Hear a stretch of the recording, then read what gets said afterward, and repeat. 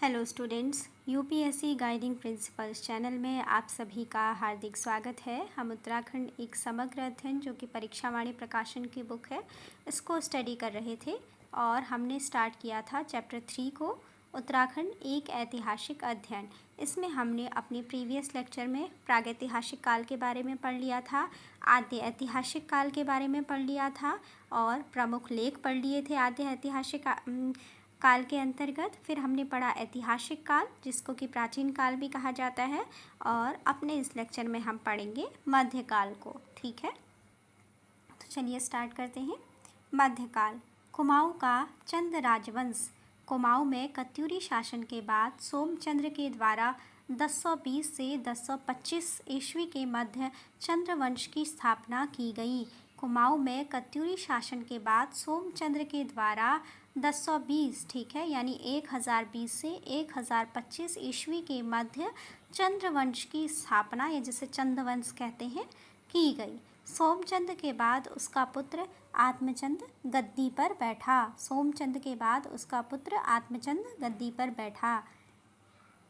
आत्मचंद के बाद ये बताए गए हैं। आत्मचंद के बाद क्रमशः पूर्णचंद्र, इंद्रचंद, संसारचंद, सुधाचंद्र, हरिचंद, वीणाचंद, वीरचंद, नरचंद, थोहरचंद, त्रिलोकचंद, उमरचंद, धर्मचंद, अभयचंद, कर्मचंद, ज्ञानचंद, हरिहरचंद, द्वानचंद, आत्मचंद, हरिचंद, विक्रमचंद, धर्मचंद, भारतीचंद, रत्नचंद, ये क्या है? सभी चंद्रवंश के प्रमुख राजा हैं।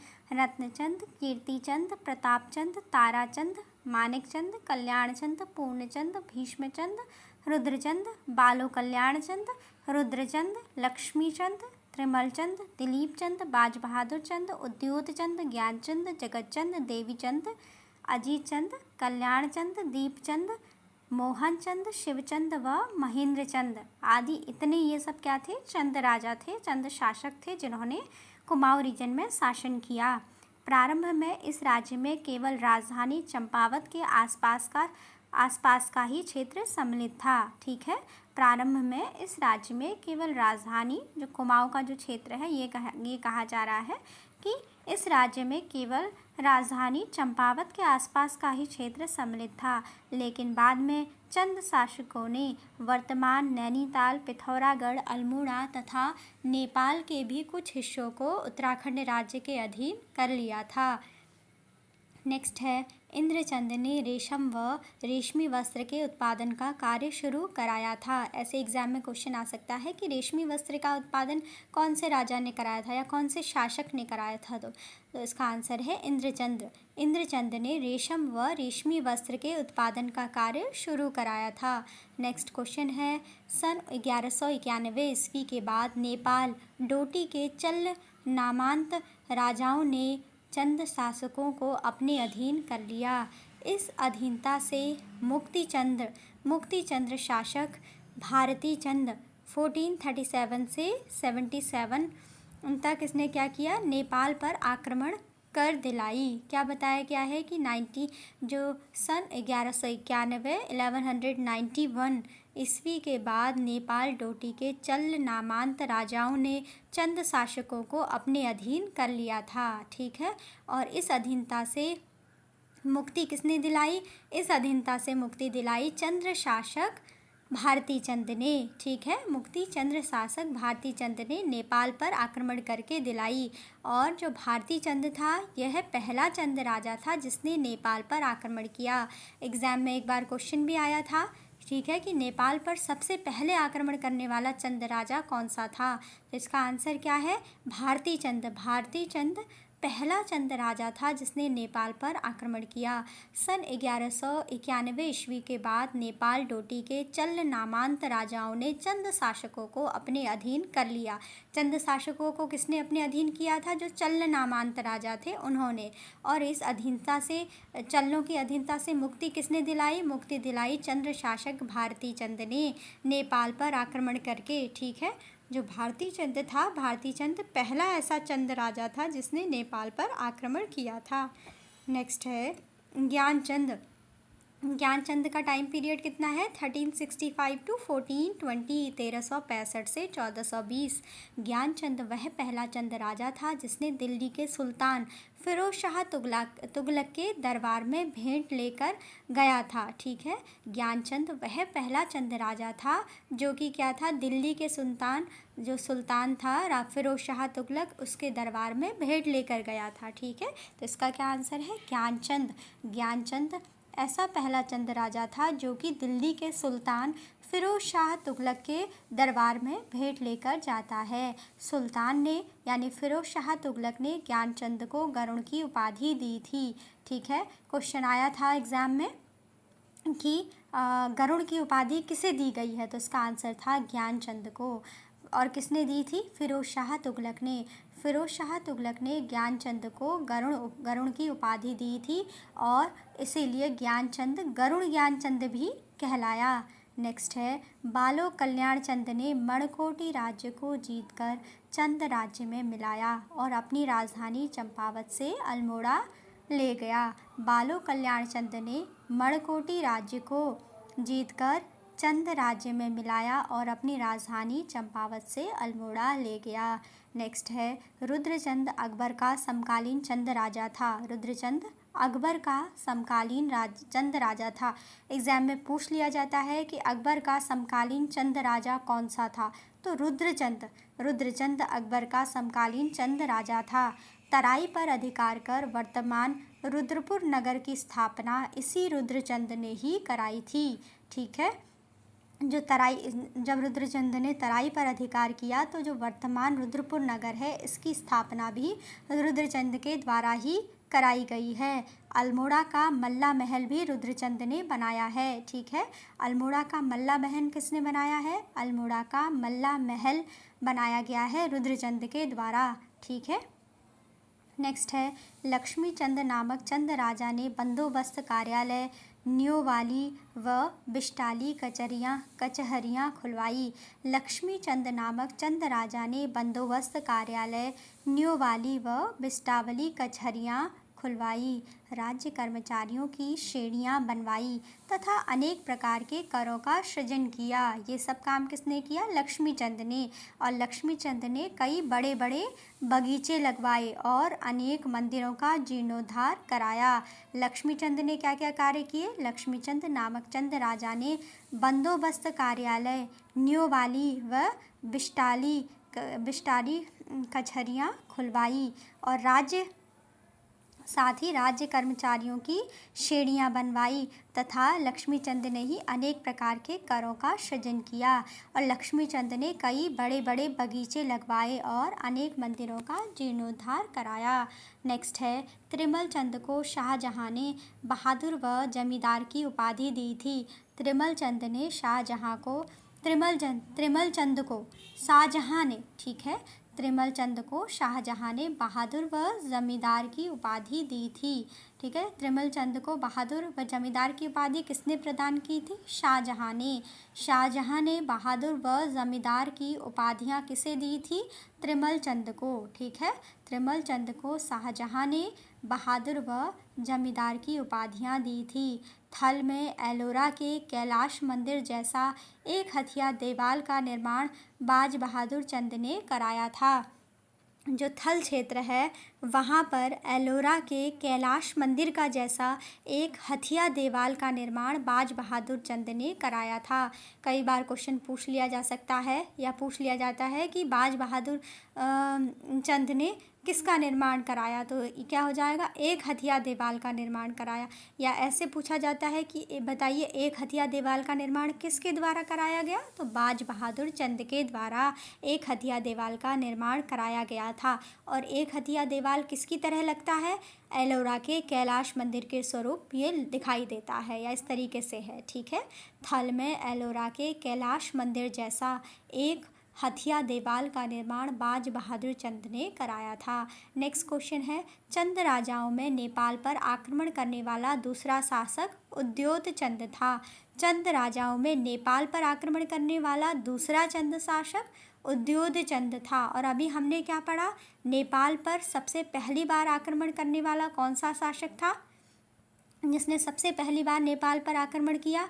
तो इसका आंसर है भारती चंद। ठीक है, भारती चंद ने नेपाल पर सबसे पहले आक्रमण किया था।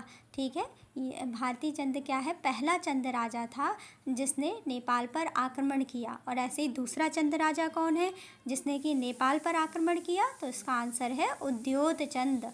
ठीक है, चंद्र राजाओं में नेपाल पर आक्रमण करने वाला दूसरा चंद शासक है उद्योत चंद। ठीक है, उसके बाद नेक्स्ट है बाज बहादुर चंद। 1638 से 78 के समय नंदा प्रतिमा को गढ़वाल से अल्मोड़ा लाया था। ठीक है, अगर कई बार एग्जाम में पूछा जा सकता है ऐसे कि नंदा प्रतिमा को गढ़वाल से अल्मोड़ा कौन सा शासक लाया था? जो नंदा देवी की प्रतिमा है उसको गढ़वाल से अल्मोड़ा किसके द्वारा लाया गया? बाज बहादुर चंद के द्वारा। ठीक है, या बाज बहादुर चंद के समय में नंदा देवी प्रतिमा को गढ़वाल से अल्मोड़ा लाया गया। किसके, ऐसे पूछा जा सकता है कि किसके टाइम पीरियड में नंदा प्रतिमा को गढ़वाल से अल्मोड़ा लाया गया, या उस टाइम पे कौन शासक थे जब नंदा प्रतिमा को गढ़वाल से अल्मोड़ा लाया गया? तो इसका आंसर होगा बाज बहादुर चंद। बाज बहादुर चंद का टाइम पीरियड क्या है? 1638 टू 1678। 1638 से 1678 का जो टाइम पीरियड है, जो कार्यकाल है, ये बाज बहादुर चंद का रहा है। ठीक है, और बाज बहादुर चंद के समय ही नंदा प्रतिमा को गढ़वाल से अल्मोड़ा में लाया गया था। नेक्स्ट है जगत चंद के शासनकाल। शासनकाल को कुमाऊँ का स्वर्णकाल कहा जाता है। सीधे सीधे क्वेश्चन बन सकता है कि बताइए किसके शासनकाल को कुमाऊँ का स्वर्णकाल कहा जाता है? तो कुमाऊँ का स्वर्णकाल किसे कहा जाता है? जगत चंद के शासनकाल को। और इनका जो शासनकाल था वो है 1708 से 1720 तक, यानी 1708 से 1720 तक। जो जगत चंद का शासनकाल है, जगत चंद के शासनकाल को कुमाऊँ का स्वर्णकाल कहा जाता है। और जगत चंद का शासनकाल रहा है 1708 से 1720 तक। ठीक है, नेक्स्ट है कल्याण चंद। ठीक है, कल्याण चंद बहादुर ने अल्मोड़ा में चौमहला महल बनवाया। ठीक है, जो कल्याण चंद बहादुर हैं, कल्याण चंद बहादुर ने अल्मोड़ा में चौमहला महल बनवाया। नेक्स्ट है देवी चंद को कुमाऊँ का मोहम्मद तुगलक कहा जाता है। ध्यान रखिएगा, एग्जाम में पूछा जा सकता है कि कुमाऊँ का मोहम्मद तुगलक किसे कहा जाता है? तो देवी चंद को कुमाऊँ का मोहम्मद तुगलक कहा जाता है। किसे कहा जाता है? देवी चंद को कुमाऊँ का मोहम्मद तुगलक कहा जाता है। 1790 ईस्वी में नेपाल के गोरखाओं ने तत्कालीन चंद राजा 1790 ईस्वी में नेपाल के गोरखाओं ने तत्कालीन चंद राजा महेंद्र चंद को हवाला बाग में एक साधारण से युद्ध में पराजित कर समस्त कुमाऊँ क्षेत्र को अपने कब्जे में ले लिया और यहाँ पर चंद राजवंश का अंत हो गया। ठीक है, क्या होता है कि 1790 में 1790 ईस्वी में नेपाल के गोरखाओं के द्वारा तत्कालीन चंद राजा जो महेंद्र चंद हैं उनको हवाला बाग में एक साधारण युद्ध में पराजित कर दिया जाता है और समस्त कुमाऊँ क्षेत्र पर किसका कब्जा हो जाता है? गोरखाओं का कब्जा हो जाता है 1790 में। ठीक है, और चंद राजवंश का अंत हो जाता है। नेक्स्ट है चंद राजा रुद्रचंद ने त्रैवैणिक धर्म निर्णय उषारुद गोदिया। ठीक है, उषारुद गोदिया और राजा रूपचंद ने पक्षी आखेट कला पर सैनिक शास्त्र नामक ग्रंथों की रचना की थी। रुद्रचंद ने कौन कौन से ग्रंथों की रचना की है? चंद्र राजा रुद्रचंद्र ने त्रैवैणिक धर्म निर्णय, उषारुद गोदया और राजा रूपचंद ने पक्षी आखेट कला पर सैनिक शास्त्र नामक ग्रंथों की रचना की थी। ठीक है, उसके बाद नेक्स्ट है कल्याण चंद चतुर्थ 1730 से 1748 के समय प्रसिद्ध कवि शिव ने कल्याण चंद्रोदयम की रचना की। कल्याण चंद चतुर्थ के समय प्रसिद्ध कवि शिव ने कल्याण चंद्रोदयम की रचना की। जो एक प्रसिद्ध कवि हैं कल्याण चंद्र रुद्र के टाइम पीरियड के प्रसिद्ध कवि शिव हैं, उन्होंने कल्याण चंद्रोदयम की रचना की है। कल्याण चंद्रोदयम की जो रचना है, इसकी रचना किसके द्वारा की गई है? एक प्रसिद्ध कवि हैं शिव, उनके द्वारा कल्याण चंद्रोदयम की रचना की गई है। और ये किसके टाइम पीरियड में थे? कल्याण चंद चतुर्थ के टाइम पीरियड में। ठीक है, 1730 टू 1748 के समय प्रसिद्ध कवि शिव ने कल्याण चंद्रोदयम की रचना की। नेक्स्ट है, चंद राजाओं का राज चिन्ह क्या था? चंद राजाओं का राज्य चिन्ह गाय थी, जिसे सिक्कों, मोहरों और झंडों आदि पर अंकित किया जाता था।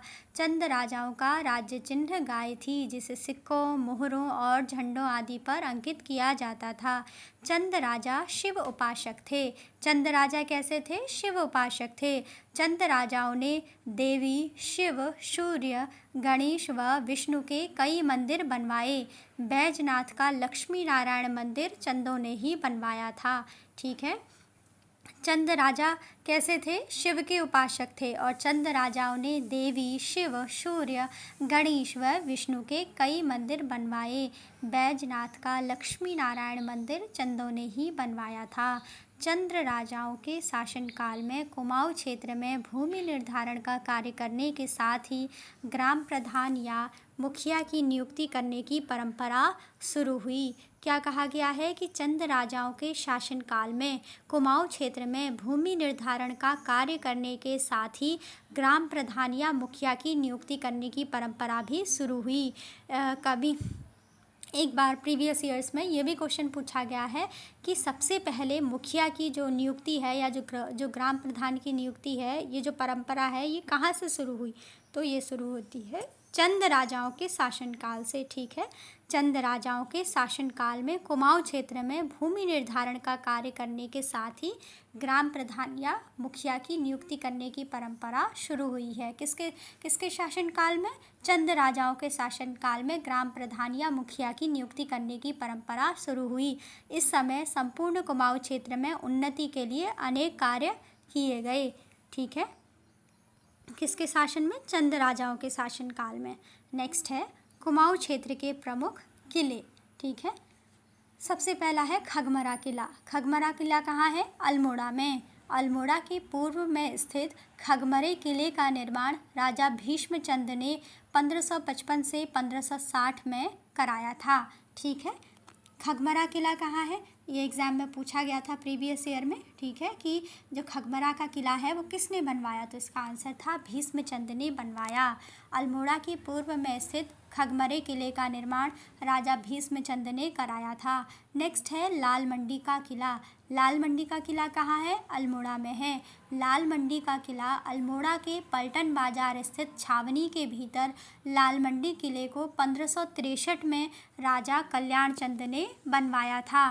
और ये लाल मंडी किला है, इसी को क्या कहा जाता है? फोर्ट मायरा भी कहा जाता है। जो लाल मंडी किला है कहाँ पर स्थित है? अल्मोड़ा के पलटन बाजार स्थित छावनी के भीतर स्थित है लाल मंडी किला। और इसको 1563 में 1563 में राजा कल्याण चंद ने बनवाया था। लाल मंडी किले को फोर्ट मायरा भी कहा जाता है। ठीक है, लाल मंडी किले को फोर्ट मायरा के नाम से भी जाना जाता है। और इसको अल्मोड़ा में 1563 में राजा कल्याण चंद ने बनवाया था। कहाँ पर है लाल मंडी किला? अल्मोड़ा के पलटन बाजार स्थित छावनी के भीतर स्थित है। 1563 में राजा कल्याण चंद ने लाल मंडी किला, जिसे कि फोर्ट मायरा भी कहते हैं, इसे बनवाया था। नेक्स्ट आता है मल्ला महल किला। मल्ला महल किला कहाँ है? अल्मोड़ा में ही है मल्ला महल किला। ठीक है, मल्ला महल किला अल्मोड़ा नगर के ठीक मध्य में स्थित मल्ला महल किले में वर्तमान में कचहरी, जिलाधीश कार्यालय व अन्य कई सरकारी दफ्तर हैं। और मल्ला महल किले को चंदवंशीय राजा रुद्रचंद ने बनवाया था। मल्ला महल किला किसके द्वारा बनाया गया है? मल्ला महल किला चंदवंशीय राजा रुद्रचंद ने बनवाया था। ठीक है, और कहाँ पर है मल्ला महल किला? अल्मोड़ा नगर के ठीक मध्य में है। ठीक है, और मल्ला महल किले में वर्तमान में कचहरी, जिलाधीश कार्यालय व अन्य कई दफ्तर हैं अल्मोड़ा में। और इस जो मल्ला महल किला है, इसका निर्माण किसके द्वारा किया गया? चंदवंशीय राजा रुद्रचंद के द्वारा किया गया। नेक्स्ट है राजबूंगा किला। राजबूंगा किला कहाँ है? चंपावत में है। चंपावत में स्थित राजबूंगा किले को चंदवंशीय राजा सोमचंद ने बनवाया था। राजबूंगा किला चंपावत में स्थित राजबूंगा किले को चंदवंशीय राजा सोमचंद ने बनवाया था। नेक्स्ट है नेथड़ा किला। नेथड़ा किला कहाँ है? अल्मोड़ा जनपद में है। ठीक है, नेथड़ा किला अल्मोड़ा जनपद के रामनगर गनाई मार्ग पर मासी से लगभग 5 किलोमीटर की खड़ी चढ़ाई पर नेथड़ा देवी मंदिर के नज़दीक है। इसे गोरखाकालीन माना जाता है। नेथड़ा किला कहाँ है? यह भी अल्मोड़ा में ही है और इसको गोरखाकालीन माना जाता है। नेथड़ा किला अल्मोड़ा जनपद के रामनगर गनाई मार्ग पर मासी से लगभग 5 किलोमीटर की खड़ी चढ़ाई पर नेथड़ा देवी मंदिर के नज़दीक है और नेथड़ा किला को गोरखाकालीन माना जाता है। नेक्स्ट है शिरमौली किला। सिरमौली किला, शिरमौली किला कहाँ है? लोहाघाट में है। ठीक है, शिरमौली किला तहसील लोहाघाट में स्थित ग्राम शिरमौली में यह प्राचीन किला स्थित है। सिरमौली किला कहाँ है? सिरमौली किला है तहसील लोहाघाट में स्थित ग्राम शिरमौली में यह प्राचीन किला है। नेक्स्ट है बाणासुर का किला। बाणासुर का किला कहाँ है? चंपावत जिले में लोहाघाट देवीधुरा मार्ग से 7 किलोमीटर की दूरी पर एक ऊंची चोटी पर स्थित बाणासुर किले की लंबाई 80 मीटर और चौड़ाई 20 मीटर है। स्थानीय मान्यता के अनुसार बाणासुर किले का निर्माण बाणासुर नामक दैत्य राजा ने कराया था।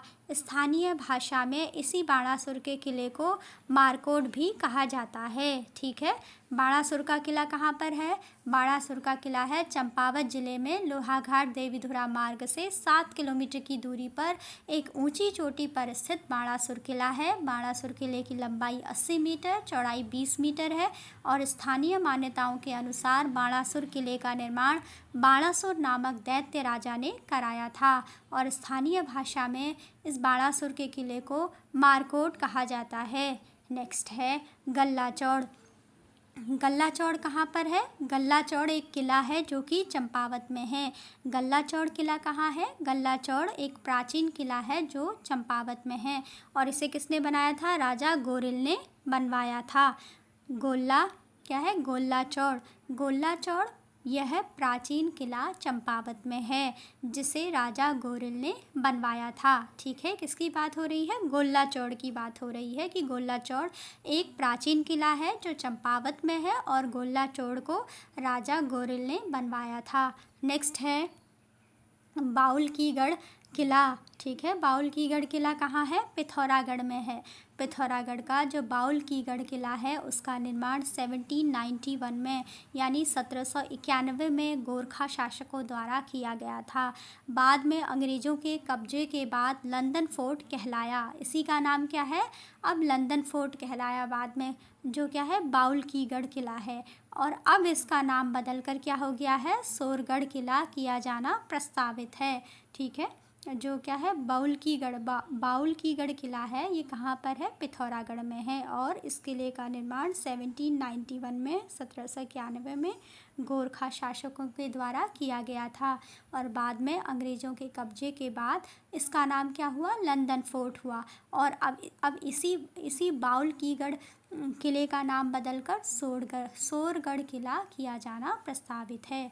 ठीक है, तो ये हमने कुमाऊँ के बारे में पढ़ा, कुमाऊँ के शासकों के बारे में। अब हम पढ़ेंगे गढ़वाल के परमार या पवार राजवंश के बारे में। तो ठीक है, अभी का लेक्चर यहीं पे रखते हैं। आई होप आपको समझ में आया हो। अपने नेक्स्ट लेक्चर में हम गढ़वाल का जो पवार राजवंश है या जो परमार वंश है उसके बारे में पढ़ेंगे। ठीक है, आई होप आपको समझ में आया हो। Thanks for watching.